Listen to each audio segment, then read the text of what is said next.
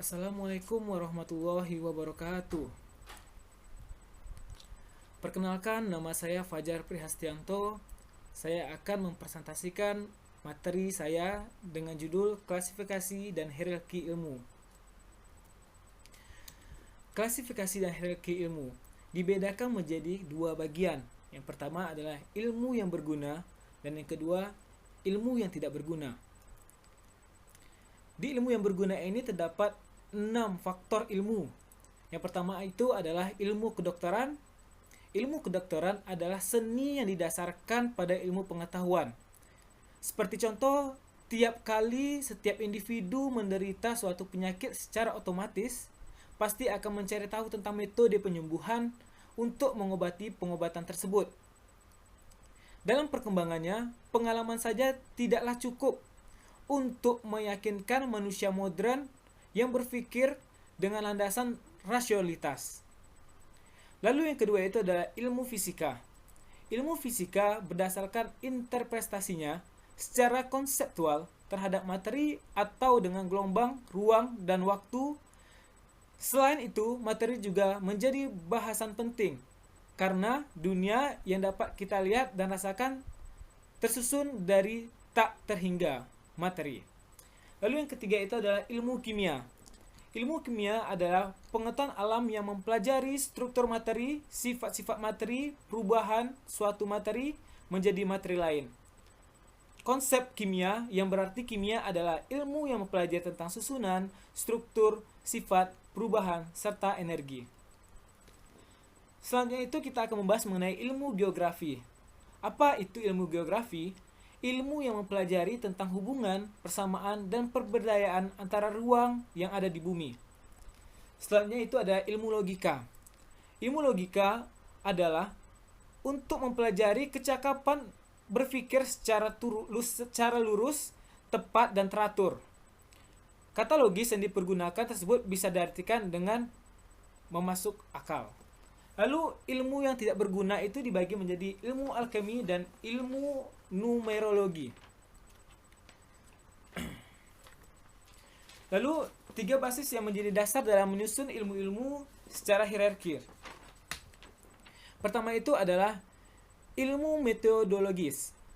Adalah ilmu atau cara yang digunakan untuk memperoleh suatu kebenaran dengan menggunakan penelusuran dengan urutan atau catatan cara tertentu. Lalu yang kedua itu adalah ontologis. Berasal dari bahasa Yunani onta yang berarti sesuatu yang ada, kenyataan sesungguhnya logos. Lalu yang ketiga adalah etis, adalah sesuatu hal yang berkaitan dengan aturan dengan moral atau prinsip-prinsip moralitas serta berkaitan dengan benar atau salah dalam melakukan sesuatu. Lalu secara filosofis, Al-Ghazali membagi ilmu ke dalam beberapa bagian. Yang pertama itu ada ilmu syariah. Poin pertama itu mengenai ilmu tentang prinsip-prinsip dasar al-ushud. A. Ilmu tentang keesahan Tuhan atau al-tauhid. B. Ilmu tentang kenabian. C. Ilmu tentang akhirat dan eskatologis. D. Ilmu tentang sumber pengetahuan religius, yaitu meliputi yang pertama Al-Quran dan As-Sunnah, termasuk ke dalam kategori primer. Lalu yang kedua, ijma dan tradisi para sahabat atau kategori sekunder. Terdapat ilmu-ilmu pengantar, ilmu alat, ilmu-ilmu pelengkap terdiri dari ilmu Quran, ilmu riwayat hadis, ilmu husnul fikih dan biografi para tokoh. Yang kedua, ilmu tentang cabang-cabang furu'. Ilmu tentang kewajiban manusia kepada Tuhan atau termasuk ke dalam ibadah. Lalu yang B, ilmu tentang kewajiban manusia kepada masyarakat. Yang pertama itu ilmu tentang transaksi, termasuk kisos. Lalu yang kedua, ilmu tentang kewajiban kontraktual atau berhubungan dengan hukum keluarga. Lalu yang C, ilmu tentang kewajiban manusia kepada jiwanya sendiri. Lalu ada ilmu akliyah.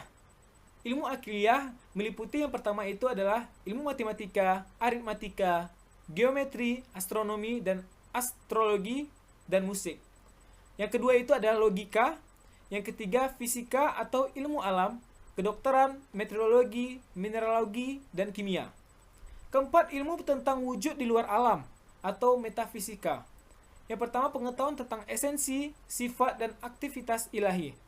Yang kedua, pengetahuan tentang substansi-substansi sederhana. Yang ketiga, pengetahuan tentang dunia halus. Lalu sumber ilmu. Menurut para tokoh, sumber ilmu dibagi menjadi ke dalam dua. Yang pertama itu menurut Muhammad Al-Bahi. Yang pertama, ilmu bersumber dari Tuhan. Yang kedua, ilmu yang bersumber dari manusia.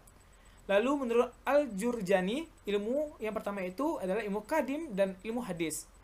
Atau ilmu Allah yang jelas sangat-sangat berbeda dengan ilmu hadis yang dimiliki manusia sebagai hambanya.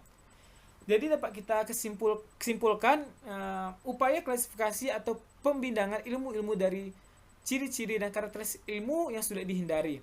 Suatu ilmu akan berhenti di suatu tempat, tapi akan berkembang di tempat lain.